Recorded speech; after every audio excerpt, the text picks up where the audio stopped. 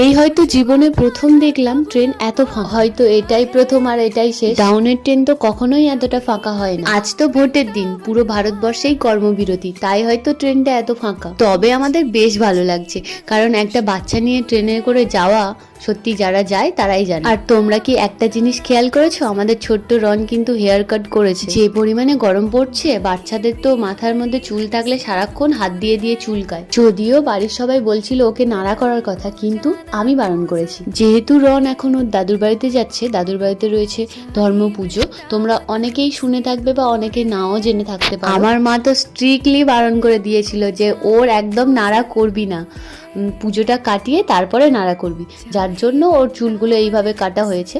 আর পরে হয়তো নাড়া করে দেব, কারণ ও এখন অনেক ছোট।